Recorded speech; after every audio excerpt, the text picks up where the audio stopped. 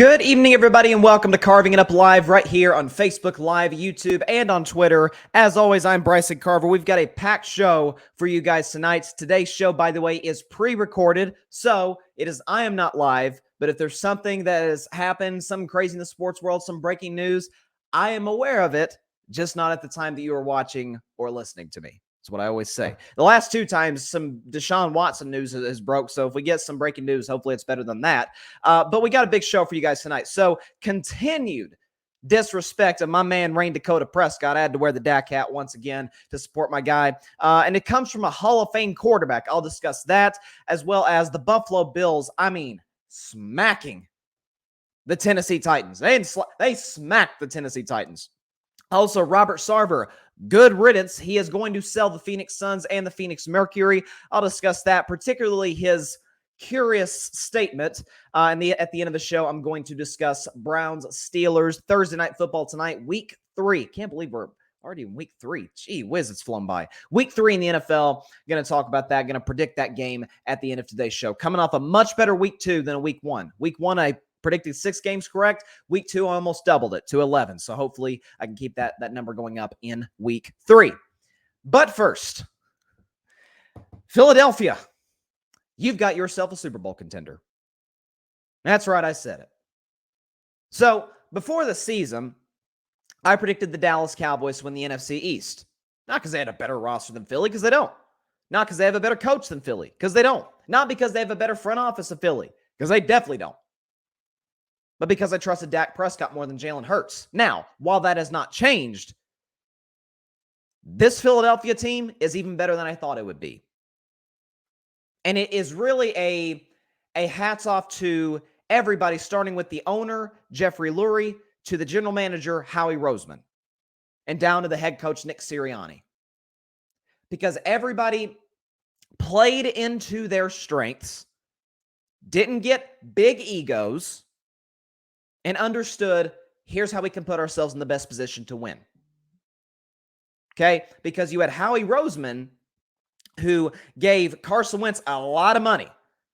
Carson Wentz at one point was one of the top 5 highest paid quarterbacks in the NFL. 2019, he led the Eagles to the playoffs, led them to the NFC East division title. But Howie Roseman saw what I think I saw, and I think, if we're being honest, what a lot of people out there saw. Something off about Wentz. Like, I can't put a finger. He's a little deer in headlights, a little unsure of himself. He kind of double clutches. He doesn't make the greatest decisions with the football. He's not great in the locker room, not the greatest leader. And so, a year after I give Wentz that big contract, I'm going to go draft Jalen Hurts in the second round. And it set the NFL world on fire. Like, what? You've already got your guy. Why are you drafting somebody that could possibly be a franchise quarterback elsewhere? Yes, we had concerns about Jalen Hurts' ability to throw the football down the field, his ability to throw accurately. We had no doubts about his ability to move in and get outside of the pocket. But we're like, you've already got your guy. That's a little too good of a backup to have to be a threat to your starter. And what happened in 2020? It's kind of a disaster. Philadelphia won 4 games that year. Doug Peterson got fired, and Carson Wentz got traded, and they fully committed to Jalen Hurts. But last year, they got off to a little bit of a rough start. New head coach Nick Sirianni. Feels like Philadelphia is in kind of a rebuild. And what happens? Nick Sirianni, the head coach, did something that most head coaches, most people in power don't do. He showed incredible self-awareness. He said, you know what? I'm calling the offensive plays right now.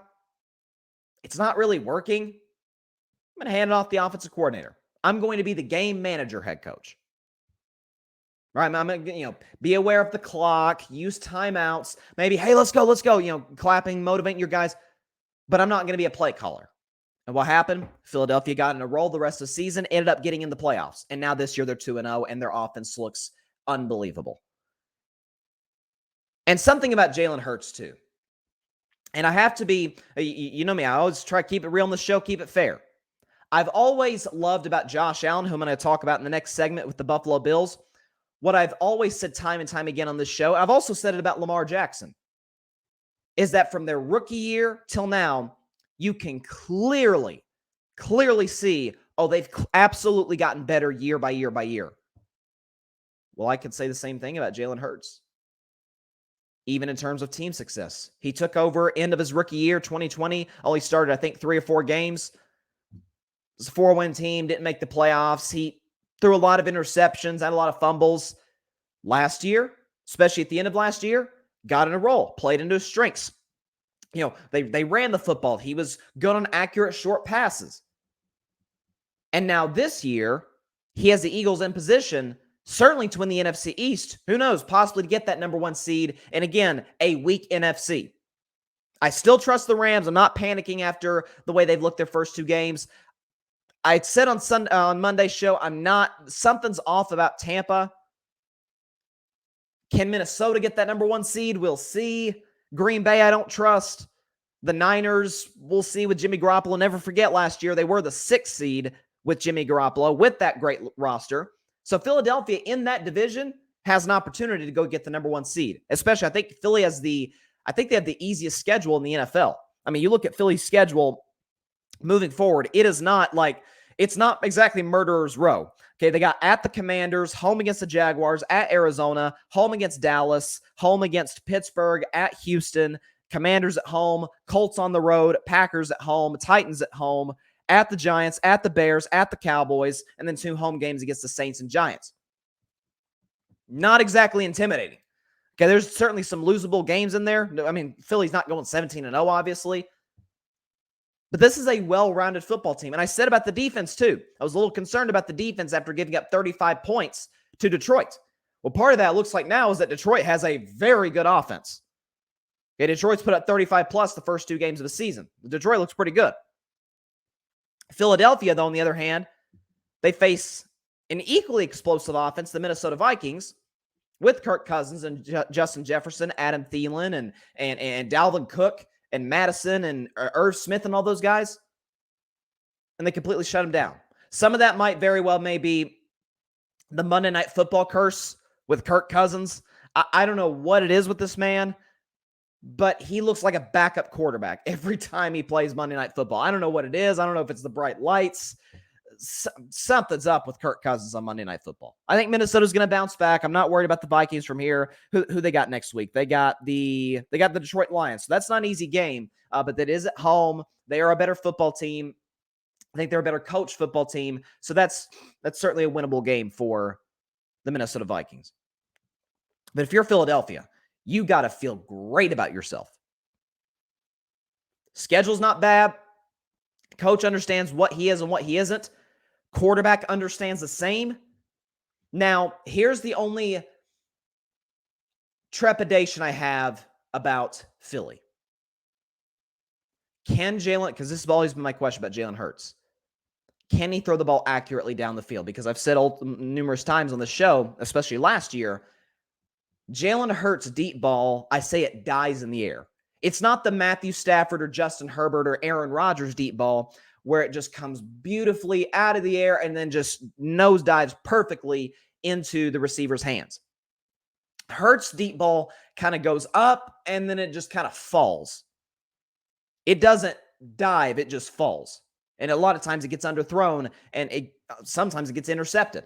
Look at a lot of Jalen Hurts interceptions last year. A lot of them were on underthrown deep balls. So Minnesota kind of threw that same look, not to get too technical, but Minnesota kind of threw that same cover 4 look at Philadelphia. They didn't really adjust. Not sure why, but they didn't. When they move forward, when other defensive coordinators do adjust to what Philadelphia does offensively, can Jalen Hurts still make those throws? I don't doubt that he can. But this is going to be something to keep your eye on moving forward. But today, in that conference, Philadelphia is a Super Bowl contender. They are. The playmakers they have on defense, the guys they got offensively. Let's not forget Miles Sanders, excellent in the running game behind maybe the best offensive line in football. So they can control the clock, and they have playmakers to the outside. A.J. Brown, Devontae Smith. Dallas Goedert at tight end. Okay, so Philadelphia's got some good pass catchers, excellent in the running game. this team is going to be a problem moving forward. At this point, I think they're going to win the NFC East. And at that point, the question is going to be, can they get that number 1 overall seed and get that first round bye to the divisional round of the playoffs? We'll see. But Philadelphia, that was a statement. That was a statement by a team that a lot of people have kind of been on the fence on. Some people have gone all in, say, oh, they could go to the Super Bowl. Some, like myself, are like, they kind of just feel like a playoff team that goes one and done again. This team looks legit. So we'll see when defensive coordinators adjust, if Philadelphia does as well. Given how they've started this year, given how they finished at the end of last season, I think they will. Because remember, they're sort of like the anti-Arizona Cardinals. The Cardinals got off to that, 8-0 start last year, and then they ended up losing like 5 of their last 6 games because Cliff Kingsbury is the worst coach in the NFL in terms of adjustments. Philadelphia was the opposite. They got off to an awful start and then finished hot down the stretch. That's a testament to the coaching staff and to the roster. So, as much as I hate to say it, job well done, Philly. Job well done. And Darius Slay had 2 interceptions. He probably should have had 10. It's like Kirk Cousins thought Darius Slay was a Vikings receiver because he just kept throwing the ball. Darius dropped a lot of those interceptions. He capitalized on a couple of them. But, man, I'm like, that number 2 in green, Kirk, is not one of your receivers. He's not Justin Jefferson, who, by the way, had a pretty rough game. You guys know I love Justin Jefferson. I think he's a top 5 receiver in this league. But Justin Jefferson the other night had only 6 catches for 48 yards. He was pretty much held in check. Really, the whole Vikings offense was. They had 62 yards rushing. And Kirk was just flat out bad. 27 for 46, 221, 1 touchdown, 3 interceptions. QBR from 0 to 100. He had a QBR of 17 and a passer rating of 51. Kirk Cousins was awful. But again, I think Minnesota's a good chance to bounce back this week. In Philadelphia, they got a chance to make a little bit of a run. Moving on to another team that can definitely make a run in a single game and in a single season, that would be the Buffalo Bills. I picked Buffalo to win Monday night and to win by 2 scores. I had them 34-20, I think. That was darn near child abuse, what they did to the Tennessee Titans. Don't forget, the last 2 years, Tennessee has actually beaten Buffalo. 2020, it was a rescheduled game due to COVID. They smoked Buffalo. Last year, also on Monday Night Football, Buffalo had some weird late-game execution in the red zone. Derrick Henry had a Derrick Henry-type game, and Tennessee ended up winning. So part of that is for Buffalo is like, we're sort of the Michael Jordan, we're taking this personally. And man, they took it personally and then some. Josh Allen on Monday Night Football, 26 for 38, 317 yards, 4 touchdowns, QBR of 0 to 100. He had a QBR of 87 and a passer rating of 128.9.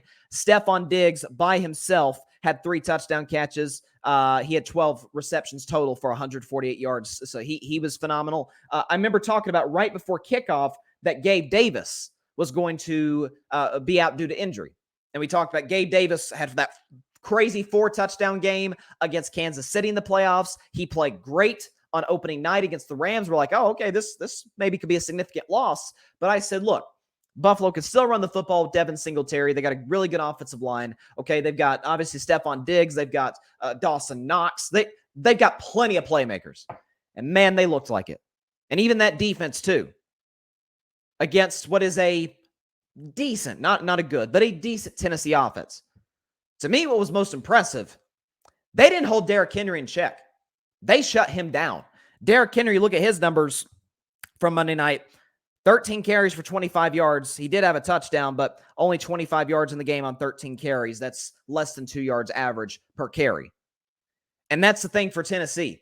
If you can stop Derrick Henry, if you have to make Ryan Tannehill beat you, you're good. Ryan Tannehill's a starting quarterback in this league. He is. But I've never thought he's a franchise quarterback, but he's not the guy that can, as I always say, quote unquote, take you there. He's not that guy to, if you're down 2 scores in the fourth quarter, or if it's first half, you're down 10. Feels like the other team's totally dominating you. The game's getting a little out of hand. Make that big third down throw, or make that one play in the game that gets you back in and you're like, okay, all right, we're good. Let's keep moving forward. He's never really been that guy. And as I've said since the offseason, I think he's going to be replaced midseason by Malik Willis, who did come in relief in the game, didn't look terrible. But I think for Buffalo, this is kind of the thing. You almost are concerned that, are we like that kid in high school that's peaking too early? You all know that kid in high school. That they got everything right. If we're talking about guys, right? He's got the girlfriend. He's a star on the football team, right? He gets to go to college and this and that, and that's kind of where it ends for him. I don't think that's the case for the Bills, given what I've seen the last couple of years, given what I've seen from Josh Allen and Stephon Diggs ever since those two became really one of the best quarterback receiving duos in 2020. And Sean McDermott, who has done a tremendous job since becoming the head coach of the Bills in 2017, even before Josh Allen. Now, the question I think for Buffalo is, are they the overwhelming favorites to get to or win the Super Bowl? I say no. I still don't think they're the overwhelming favorites. Have they looked like overwhelmingly the best team in football? Yes. But we are still in week 2. We're going into week 3 now. We've still got a ways to go. I hold tight to my prediction. Buffalo will be the number 1 seed. They will play in the AFC Championship game, to me, without a doubt, whether they run into Kansas City or not. Kansas City is still a threat. I'm clinging. I'm starting to slip a little bit, but I'm still clinging to Denver maybe getting it together because I believe in Russell Wilson. I believe in that defense. Look around the rest of the AFC. Baltimore can score points on anybody. The question is, can they stop anybody? Because that defense is not, it ain't it right now. Some of that's due to injury. Some of that's due to the new defensive coordinator, and it's not working over there. But right now, to me, I don't think it's even close. Today, the Buffalo Bills are the best team in the NFL. They have separated themselves from the other 31 teams, even the contending teams, like I just mentioned. But we got to see as the season goes on. To me, I can't call you the overwhelming favorites till around midseason. If Buffalo's undefeated or if they have like 1 loss and they're pretty much smoking everybody, okay. But just only because it's not disrespect to Buffalo. Like I just said, they are clearly the best team in the NFL. Clearly. But I can't say that they are the overwhelming favorites. I got to give it a little bit of time. But this team, it's as crazy as it is to say, they've almost exceeded expectations. Because everybody and their grandmama picked Buffalo to get to the Super Bowl. Everybody picked them to win the AFC. As if they were the overwhelming favorites. Thus far, they're looking better than we thought. Sure, we thought they could beat the Rams. I mean, heck, they were favored to beat the Rams on opening night of the season. They were supposed to beat them by 3 touchdowns. The champs. Aaron Donald and Stafford and Kupp, they beat it by 3 touchdowns. And against a playoff team from last year, the Tennessee Titans, albeit they've lost some pieces and they're dealing with some injuries on that offensive line. But still a playoff team. Derrick Henry was still back there. Ryan Tannehill's still there at quarterback. That game was over before halftime. Wasn't even close. Like even when it was 7-7, Buffalo scored the first drive. Tennessee came right back, scored, made it 7-7. Never felt like a game. Never felt like a chance for Tennessee to win that football game on the other night. It's incredible. Buffalo looks outstanding. So hats off to the Bills. Hats off to the Bills Mafia. I've always said one of my favorite fan bases in the NFL. Certainly one of the most loyal. They're a little crazy at tailgate. We know that. There's a lot of memes the other night because Philly and Buffalo both won convincingly. And so people saying, hey, what if we get a Bills-Eagles Super Bowl? And people joking, I don't know if the tailgates could handle that because we know how Eagles fans are at tailgate. We know how Bills fans are at tailgate. So that'd be crazy. That'd be crazy. I hope we don't get a Bills-Eagles Super Bowl just because I don't like seeing the Eagles in prosperity. Just because I'm no longer a Cowboys fan doesn't mean I like Philly. Okay, didn't change that. But it's going to be interesting to see because, look, man, this fan base has been, and you could tell on the TV too, that place was rocking. I mean, you had the great Jim Kelly. Shout out to Jim Kelly after, all he's been through.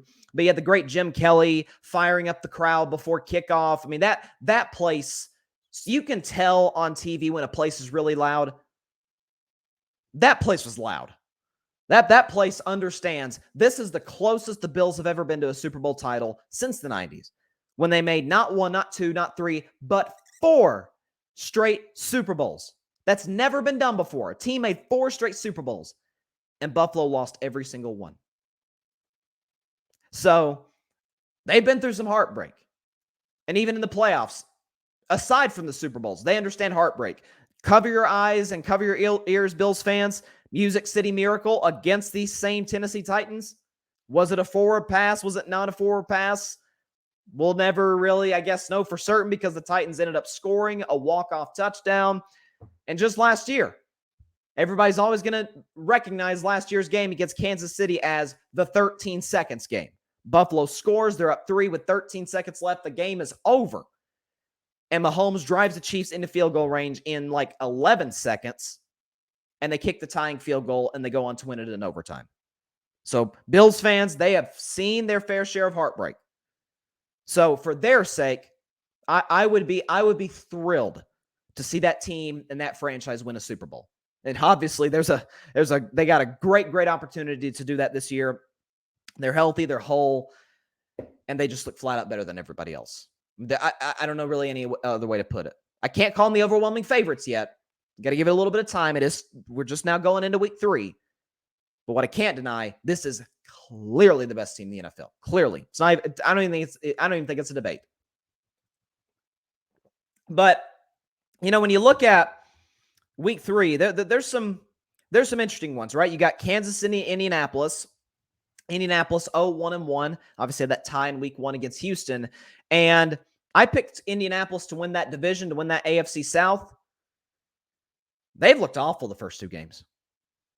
Some of that is last week playing in Jacksonville. The Colts literally never play well in Jacksonville. But that's not looking good over there. You got Kansas City coming into Indianapolis as 5.5-point favorites. Like, that is insane when you think about the Colts roster. Bills, Dolphins, I'm telling you, folks, it is incredible. It is truly incredible. I do not get more pushback for any criticism of any player in sports than I get for criticizing Tua. I'm telling you, Tua fan, to guys and gals out there, find you a life partner that cares about you as much as Dolphins fans care about Tua, where it don't matter what you do, good or bad or in between. They are going to fight for you till their dying breath. And to a certain degree, I respect that about Dolphins fans, but gee whiz. One game. He's great. He's great. One game. I listed the quarterbacks on Monday that have thrown for 6 touchdowns, and not all of them are exactly going to have Hall of Fame careers or did have Hall of Fame careers. Okay, Trubisky, Fitzpatrick, Matt Schaub. I mean, we understand what this is. Nick Foles is probably the best quarterback in that group that I mentioned on Monday to throw 6 touchdown passes. So let's slow it down a little bit. We're gonna see how good Tua, because Tua didn't even outplay Lamar Jackson. He wasn't even the best quarterback on the field Sunday. So now he's got to go against Josh Allen on Sunday at home. You tell me Tua is amazing. At home, he's a 6-point dog with a 2-0 team that just dropped 42 points on a playoff team, the Baltimore Ravens. Okay. I don't know. You tell me. We'll see. Let's see what else we got. Ravens, Patriots. I'm kind of leaning New England in this game. I'm actually, for whatever reason, Belichick always gives Lamar problems. I don't know what. Belichick always gives Lamar Jackson problems. 2019, take that away. Lamar was great that night. I think that game was really what sort of catapulted Lamar into being the favorite for MVP, which he went on to win unanimously that season. But ever since, Lamar doesn't play great against New England. So that's a game to keep your eye on. Baltimore's a 2.5-point favorite. I could see a possible upset alert in Foxborough. That's something to keep your eye on. Bengals, Jets. Never forget, Buffalo. Cincinnati lost badly to the Jets last season in the Meadowlands. They come in 0-2. We all know Teams that start 0-2, very good chance to miss the playoffs. Teams that start 0-3 in the modern NFL era. So I guess since the AFL-NFL merger around like the late 60s, early 70s. So since that time, about 50 plus years, only 6 teams have made the playoffs after starting 0-3. One team made the playoffs after starting 0-4. That was the 92 Chargers, I think. 6 teams have made the playoffs after starting 0-3. So there's a very good chance that if you start 0-3, you're not getting to the postseason. So Cincinnati, this is a must win. It's crazy to say that early in the season, especially about a team that just played in the Super Bowl. They have to win this football game. If they don't, they're done. Cincinnati's done. They're not making the playoffs. What else we got? We got Rams Cardinals. That's a fun one. Packers Bucks to me is the game of the week because you got possibly the last ever matchup between 2 Hall of Fame quarterbacks, that being Aaron Rodgers and the GOAT Tom Brady. Brady is missing a lot of weapons. Mike Evans out due to suspension, due to his role in the fight on Sunday against the Saints. So that'll be fun. 49ers Broncos. 49ers are a 1.5 favorite over Denver. Considering how Denver's looked their first 2 games, I don't totally disagree.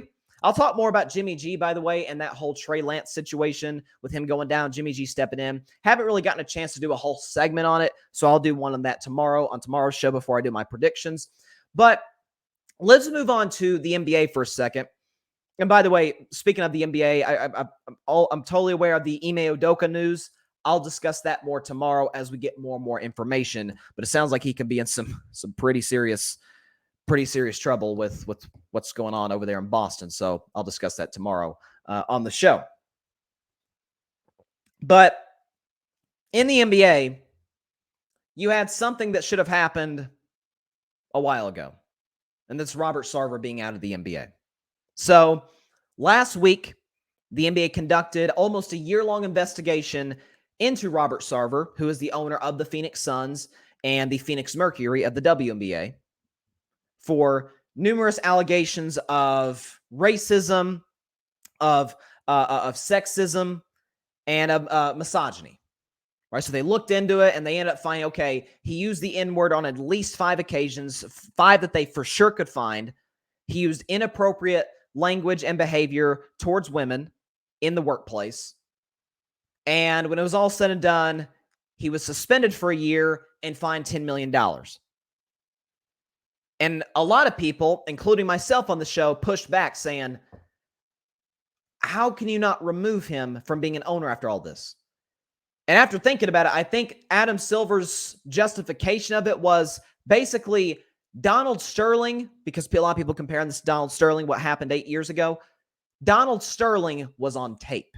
We heard him say what he said, and we knew what his history was in regards to racism. So it didn't surprise us at all, but we actually got to hear on tape. The whole world did. And so Adam Silver didn't have a choice. And Adam Silver was only 2 months into his job as the NBA commissioner, and he said, you're out of here. We're banning you for life from the NBA. And he was forced to sell the LA Clippers. In this case, I think if Robert Sarver's language was on tape, he would have been removed. But Adam Silver basically said, I don't have the authority to do that. So I don't know. I've always given Adam Silver's props. I think he's the best commissioner in sports without a shadow of a doubt. And I like Goodell. I do. But I'm giving Adam Silver the nod on that one. But thankfully, due to pressure from NBA players, most notably LeBron, Draymond Green, Chris Paul, who plays for the Suns, so his voice really held a lot of weight, and from a lot of fans, a lot of media, saying that, hey, this guy should be able to own a team. I said in the show, owning an NBA franchise is a privilege. It is you can't use that type of language. You can't conduct yourself in a manner that is detrimental to the organization or to the league. Robert Sarver, now selling the team, puts out a statement. And I really got a kick out of this. Here's a statement. Quote, as a man of faith, I believe in atonement and the path to forgiveness. I expected that the commissioner's 1-year suspension would provide the time for me to focus, make amends, and remove my personal controversy from the teams that I and so many fans love. But in our current unforgiving climate, it has become painfully clear that is no longer possible, that whatever good I have done or could still do, it is outweighed by things I have said in the past. For those reasons, I am beginning the process of seeking buyers for the Suns and the Mercury. Oh, there's so much to unpack there. There's so much to unpack there. First of all, Robert Sarver, you put yourself in this situation. This is not somebody doing something to you. And that's what I love about this, is that he's trying to play the victim. It's all of us against him. He's the victim. And he says, in our current unforgiving climate. Listen, do I think that there is cancel culture? Of course. There's numerous examples. This is not one of them. There's got to be some level of accountability. This, what you are seeing, folks, is a man, we know he's a billionaire, who rarely in his life has been told that really stinging two-letter word. No. It's a man who's rarely been told no.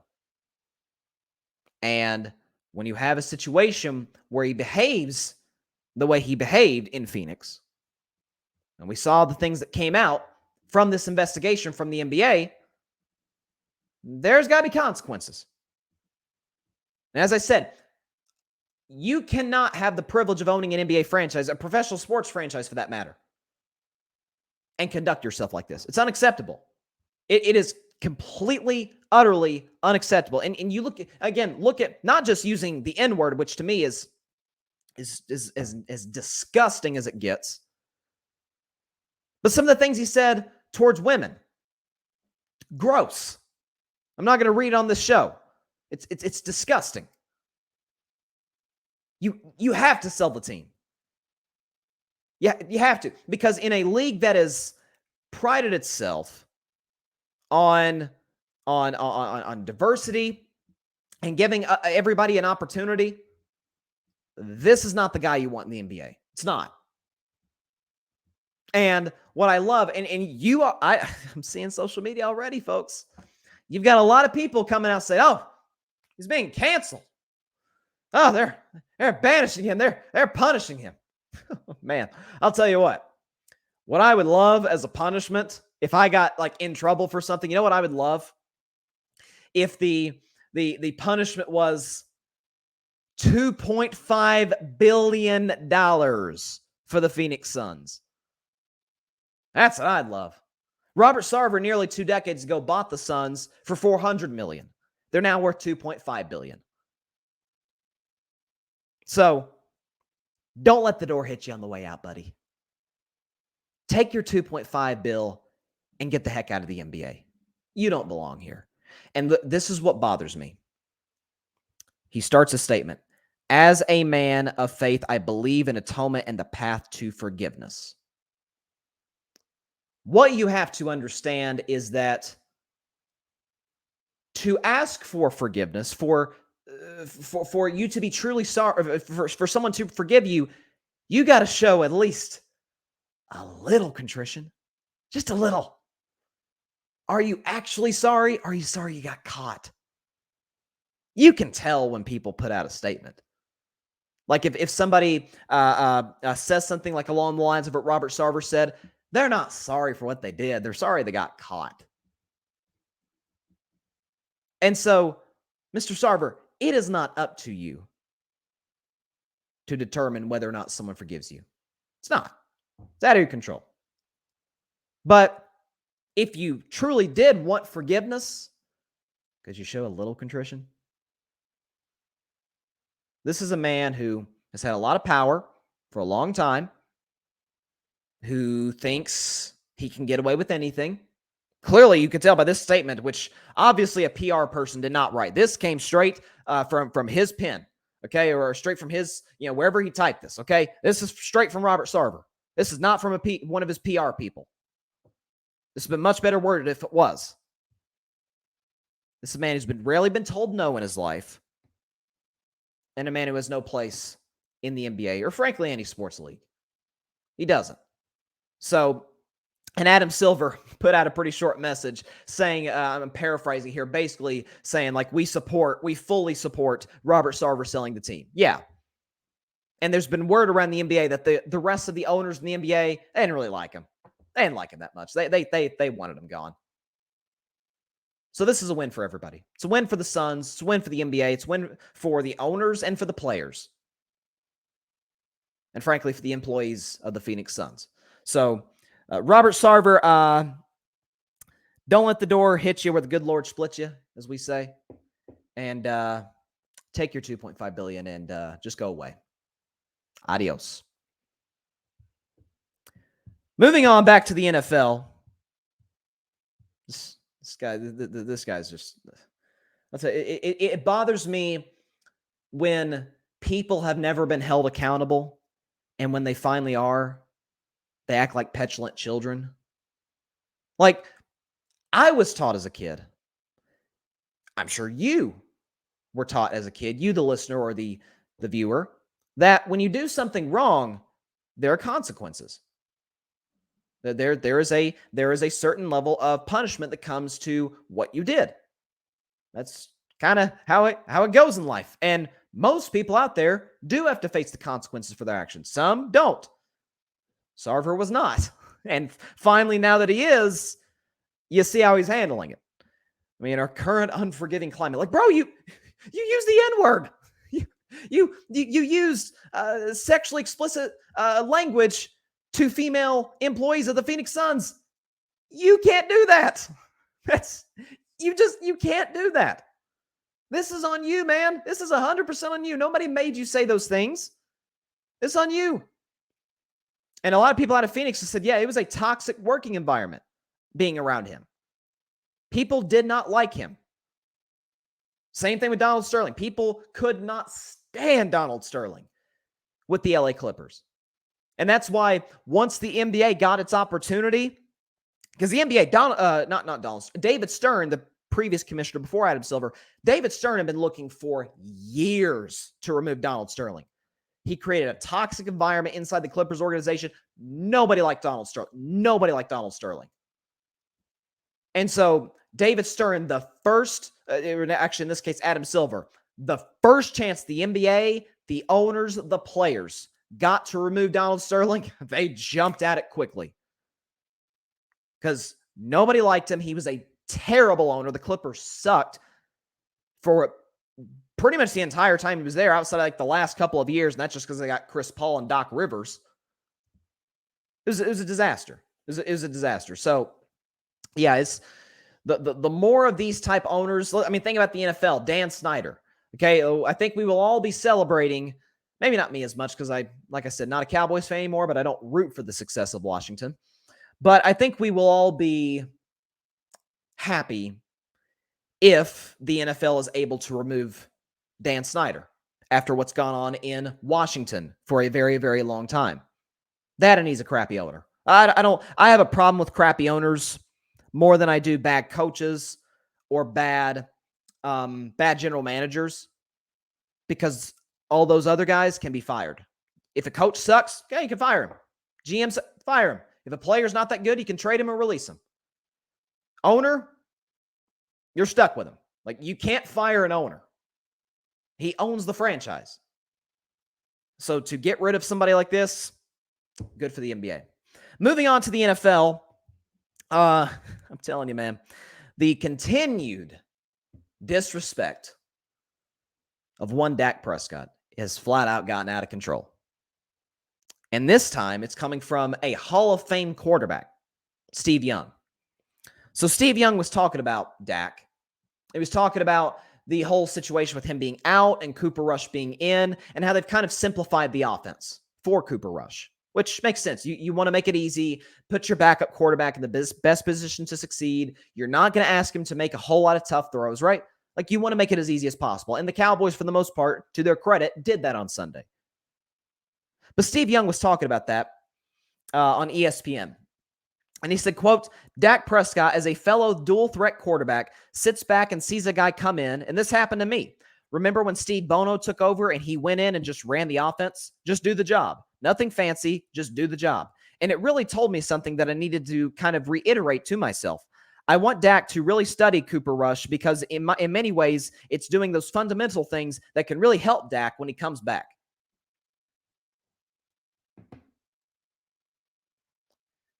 If Steve Young it may come off as arrogant, but if Steve Young had said, Dak needs to study what I did in this situation, like on the field, I wouldn't have a problem with it. Steve Young's a Hall of Fame quarterback. He won a Super Bowl. He led a 49ers team in 1994 to the Super Bowl, and they won it against the San Diego Chargers. Steve Young was a great quarterback. Steve Young, to me, is one of the most underrated quarterbacks ever. But he's saying Dak Prescott needs to study Cooper Rush. Yeah, Cooper Rush. The same Cooper Rush, might add, and I have to give the props to the Cowboys Cam fam. They got this from CBS, but the Dallas Cowboys Cam fans, shout out to those guys, also a part of the grid. But they put the stat up. Highest percentage of passes that have been off target to start the season. Cooper Rush is in the top 5 at 22.7%. Only 2 quarterbacks in the NFL have thrown more off-target passes, according to CBS Sports, than Cooper Rush. And that would be Trey Lance and Justin Fields. That needs to study him. So, let's think of I don't know. Okay. Let's say that Russell Wilson goes down. Knock on wood, that doesn't happen. Let's say that happens. Russell Wilson goes down. His backup, I think his backup is Josh Johnson, if I'm not mistaken. I could be wrong on that. Let's just say, for the sake of argument, Josh Johnson's his backup. Comes in, plays pretty well his first start. And they come out and say, Russell Wilson needs to study Josh Johnson on how to run the offense. We'd laugh. If Josh Allen, again, another knock on wood, he doesn't get hurt, especially the way he's playing. If Josh Allen got hurt, Case Keenum comes in. Case Keenum, he's won games in this league. Case Keenum comes in, wins a game. Are we going to be saying, hey, Josh Allen, you need to watch how Case runs the offense? No. Tom Brady, big knock on wood there. Say he goes down. Blaine Gabbert takes over. Blaine Gabbert plays well his first start. Hey, Tom, I know you're the GOAT and everything. I know you've won 7 rings. You study how Blaine Gabbert, a journeyman, runs the offense. No, nobody's saying that. What about Dak? You need to study Cooper Rush. Well, first of all, there's not a whole lot to study. Cooper Rush has started 2 games in the NFL. Not a whole lot to look at. That's number 1. Number 2, Cooper Rush is way less accurate than Dak. I just gave you the stat there. Third highest percentage in the whole NFL, of off-target passes. It's not a whole lot to look at there. Number 3, they simplified the offense for Cooper Rush, as anyone would with their backup. He's working off the play action a lot, right? He had a lot of rollout passes, putting in position, little short dump off, 5-yard passes to Noah Brown or to Dalton Schultz, or check downs to Zeke or to Pollard. That's what he's doing. They're not opening up the full playbook for Cooper Rush simply because Cooper Rush can't make the throws Dak can make. That's why he's the backup. And lastly, so Dak doesn't know the offense? Folks, Dak's been in that offense for 7 years. Mike McCarthy took over Dak's 5th year in the NFL, but if you remember, Mike McCarthy said at that time, because he kept Kellen Moore around as the offensive coordinator, offense didn't change one iota. Just the only thing that changed was the terminology, what the plays were called, audibles and all that. That's all it changed. Dak's been in the same offense for 7 years now. I think he knows how to run it. He ran it well enough last year that he, threw for 4,700 yards and 37 touchdowns, which happens to be a Cowboys single-season record. He's got a top 5 record in the NFL among starters. He is, since coming into the NFL, not coming in the NFL, since last year, he's top 10 in passing yards and completion percentage. I think he's top 5 in completion percentage. Touchdown passes, touchdown interception ratio. I think Dak's doing okay. I think he knows how to run the offense. That's just, maybe I'm being crazy. Maybe I'm really going out on a limb here. I think Dak knows how to run the offense. So for Steve Young to even suggest this is flat out wrong. And with all due respect to Steve Young, all-time great quarterback, to me, one of the most underrated quarterbacks to ever play the game. This is ridiculous. If you want to say, while Dak's out, he should study Patrick Mahomes or Josh Allen, something that they do well. Okay, yeah, those guys are better than Dak. Like I'm not complaining about that. I'm not pushing back. Or you should study how Brady and Rodgers read the line of scrimmage. Okay, those are Hall of Fame quarterbacks. I'm not complaining about that. If Steve Young even said, it maybe it come off as arrogant, but if Steve Young said, study what I did here, yeah, Steve Young's a Hall of Fame quarterback. He won a Super Bowl. Of course. Yeah, of course Dak should look at that. Cooper Rush, even if Dak wanted to, there's 2 games to look at. Cooper Rush should start 2 games in the NFL. Not a whole lot of film there. And that's what you see a lot of times with backup quarterbacks. That's what you saw last year when Cooper Rush started his first NFL game. Remember, he played real well. He threw for like 300 yards, threw for a couple of touchdowns, played really well against the Vikings. Vikings didn't have any film on him. They didn't know what he was. Like, that's when you prove you're a great quarterback, is when they have film on you, they know what you do well, what you don't do well, and you're still successful. That's what a great quarterback is. But Cooper Rush is a backup. Can we please, and I knew this was going to happen when they beat Cincinnati. I knew this was going to happen. And Jerry threw that little bug in last week that I talked about, that, hey, when Dak comes back, we may have to have a little discussion about who the starting quarterback's going to be. And it'll be like when Dak took over for Romo in 2016. We may have to have a little discussion about who our quarterback is around week 6 or so, week 7. Is it Dak or is it Cooper Rush? Okay. All right. More Cooper Rush plays. And I like Cooper Rush. I do. I hate to sound like I'm like anti-Cooper Rush. I think he's a good backup quarterback. I think he's going to be in this league for a long time. He can come in and he can win you games if your starter goes down. He's a good backup for Dak. They don't have to change the offense. He's good. But this craziness that's going on right now, it's insane. Nobody would suggest about, obviously, Brady and Rodgers, but Allen, Mahomes, Stafford, Wilson, Burrow. I mean, has Dak had a game as bad as Burrow's week 1? Burrow threw 4 interceptions and had 5 turnovers. Dak's career high was 3, and he's been in the league a lot longer than Joe has. Not saying Dak's better than Joe, but let's keep it real here. Let's understand what guys are and what guys aren't. And let's understand that Dak don't need to look at Cooper Rush's film. He needs to look at his own film. If he wants to look at what other quarterbacks do well, knock yourself out. You always want to learn from the best. You always want to take a page or something out of what somebody else does well. That's great. That's what we all should do. But if you are a great surgeon for a long time and a younger surgeon who's had 2 successful surgeries, good for them and definitely good for the patient, right?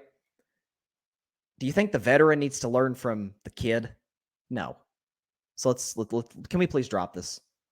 Can we please stop? If you want to criticize Dak, say he didn't play well against Tampa, or he didn't play well in the playoff game against the Niners, or he's got some things that he's not as good as other quarterbacks at. Yeah, no quarterback's perfect. He's not as good as some of the guys I mentioned: Brady, Rodgers, Mahomes, Allen, Burrow, Wilson. But let's understand who Dak Prescott is. He's won a lot of games in this league. As a matter of fact, just to show you what Dak accomplished. See if I can find this. Hold on. Let's see, because I saw a stat yesterday for Dak that I thought was really interesting. I'll pull it up real quick because it really kind of signified what I've always said about him, about who he is as a true elite quarterback in this league for a long time now. Let's see. Okay. So In Dak's last, because everybody said, "Oh, Dak was so bad at the end of last year," right? He was in a slump. Jerry Jones himself, because Jerry's a big Dak fan. Not Jerry Jones himself said, "Oh, Dak is in a little bit of a slump." Media in Dallas said, "Oh, Dak's in a slump. He's not playing well. He hasn't played well." Really? That's funny. Last 10 games, including the wild card game where Dak did not play well. Including this last game where Dak didn't play well. The last 10 games that Dakota Prescott has played. 4th most yards in the NFL. 3rd most touchdowns. He's got less picks than Allen, Herbert, and Brady. 5th most big-time throws. 2nd most drops by receivers in that span. He has been pressured more than any other quarterback in football in that span. And he is the 8th highest graded quarterback. If that's his slump, man, imagine when he gets out of it. Let's keep it real about Dak Prescott. He's an elite quarterback. Can we stop? Can we stop? It's driving me crazy. I hate the disrespect this guy gets. It's crazy. Okay, I get really heated on that subject. I do. I can't help myself. I've been a Dak Prescott fan since before he was a Cowboy. Oh, love that dude. And when the disrespect continues, I'm not saying he's a top 5 quarterback. He's not. But he is absolutely. You're telling me there are 10 quarterbacks that are no question better than Dak. To me, there are 6, 7 that I'm like, absolutely 100% ahead of Dak. Brady, Rodgers, Mahomes, Allen, Burrow, Wilson. As bad as Wilson's played, I do think he is better than Dak. And then I think it's a toss-up between Herbert or Stafford.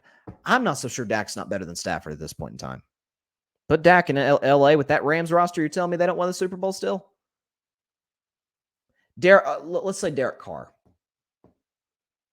We can say Derek Carr. One of those guys. So Dak's around 8 or 9 to me. Or you can say Lamar. If you want to say Lamar's better, I'm not going to fight you on that. I love Lamar. Lamar's one of my favorite quarterbacks too. Okay, speaking of Lamar, so let's talk about the division he plays in. That's the AFC North. And that's actually where week 3 of the NFL season is going to kick off. You've got the Pittsburgh Steelers and the Cleveland Browns, what is a heated rivalry. 2 1-1 teams, both coming off of week 2 losses. Pittsburgh losing 17-14 to the New England Patriots. Cleveland losing in heartbreaking fashion to the New York Jets. After having a 13-point lead with 2 minutes left, they wound up losing the football game. Why? Because they're the Cleveland Browns, and that's why. And because Amari Cooper didn't recover an onside kick. That said, Cleveland in this game is favored -4.5. So bettors like Cleveland pretty well, right? We know the home team gets 3 points. This is an interesting one because you are going to see in this game very average quarterback play and very good defensive play. We know what Myles Garrett is on the other side for the Cleveland Browns. Myles Garrett is one of the 5 best defensive players in all of football. He's up there with Donald, Watt, Parsons. He's unbelievable. He is unblockable. He's, what are we giving him? 6'4", 270 pounds, athletic, big, strong, fast. There's nothing you can do to stop this guy. I think he's going to be in the backfield a lot because Pittsburgh's offensive line isn't very good. It's not. It's one of the worst in the NFL, to be completely honest with you. They haven't run the football terribly well. The receivers are good. Deontay Johnson. I like the kid they drafted out of Georgia, George Pickens. I think he's going to be fantastic once he gets a good quarterback and an offensive line that can protect his quarterback. I think he's got a chance to be a great receiver in this league. But it's not like it's going a whole lot better in Cleveland. Outside of, we know the running game with Nick Chubb, and we know how good that offensive line is. Outside of Amari Cooper, I think I gave Cleveland too much credit for having good weapons because they're not that great. And Pittsburgh has an excellent secondary.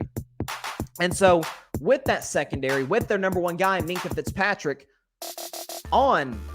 spending a lot of time on Amari Cooper's side of the field, that's going to be really tough for Jacoby Brissett to get the ball to the other guys.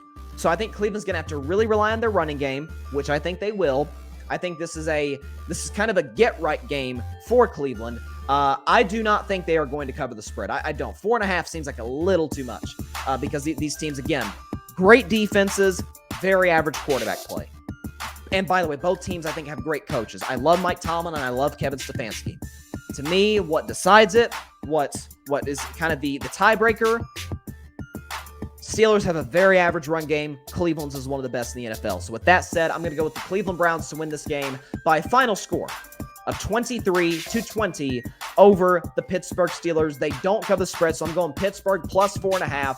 But I think Cleveland wins the game outright, 23-20 over the Pittsburgh Steelers, and they get back to having a winning record. So there you go. I got the Browns winning. I think it's going to be a little bit of an eyesore. You know, with that first game on Amazon Prime, Bezos was there, sitting next to Roger Goodell. It's going to be a little hard to watch compared to last week, considering that it was Kansas City Chargers. You got Mahomes and Herbert. Whereas now this week you got Brissett and Trubisky.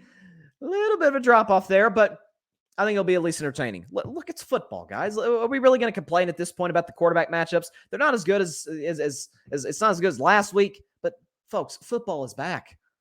College football is in full swing. College football's better than I thought it'd be, in part because my Tennessee Vols are the 11th ranked team in America. Let's go, Vols. Let's go beat Florida. All right.